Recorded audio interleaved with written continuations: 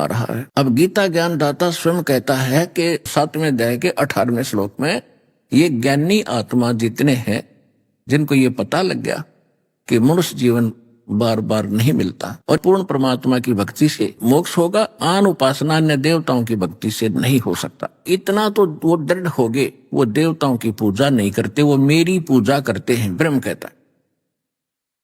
लेकिन उनको वो तत्वदर्शी संत नहीं मिला जो श्रीमद् भगवद गीता अध्याय नंबर 4 के श्लोक 32 और 34 में जिसके विषय में कहा है। 32 में तो ये निर्णय दिया है चौथे अध्याय के में गीता जी में कि वो परमात्मा अपने मुख कमल से स्वयं आकर के वो तत्व ज्ञान बोलता है और जिसमें यज्ञों की, धार्मिक अनुष्ठानों की जानकारी विस्तार से बताता है, सत्य होती है और उनके जानने के बाद फिर सर्व कर्मों से मुक्ति मिल जाती है। वो तत्व ज्ञान है जो परमात्मा स्वयं बोलता है अपने मुख से।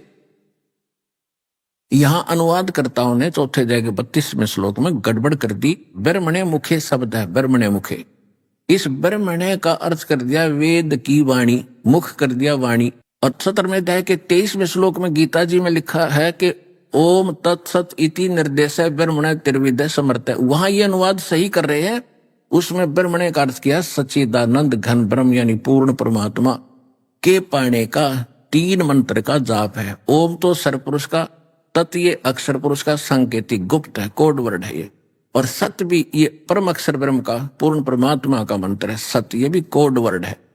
ये दोनों कोड वर्ड इस दास के पास है, विश्व में किसी के पास नहीं आज तक, या भगवान के पास थे।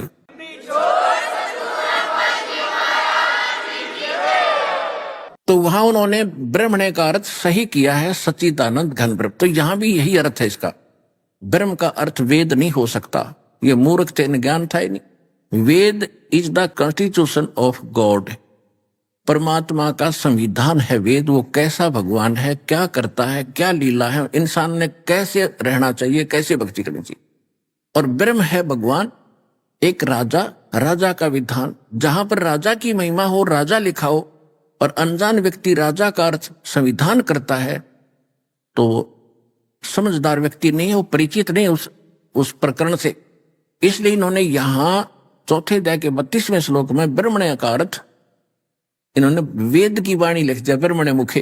और यहां था सच्चिदानंद घन ब्रह्म ने, मुख माने अपने मुंह से बोली जो वाणी, वो कबीर वाणी। ऋग्वेद मंडल नंबर 9 और सूक्त 96 के मंत्र 17 के अंदर स्पष्ट किया है कि कबीर वाणी के द्वारा वो कबीर अमर परमात्मा, कबीर देव, कबीर भगवान अपनी महिमा की वाणी लोकोक्तियों के माध्यम से ऊंचे स्वर में गा गा कर, ऋग्वेद मंडल नंबर 9 सूक्त 95 के मंत्र 2 में, ऋग्वेद मंडल नंबर 9 सूक्त 94 के मंत्र 1 में ये स्पष्ट किया कि वो कवियों की तरह आचरण करता हुआ अपने मुख कमल से ज्ञान सुनाता है और वो गुप्त मंत्रों को आविष्कार करता है।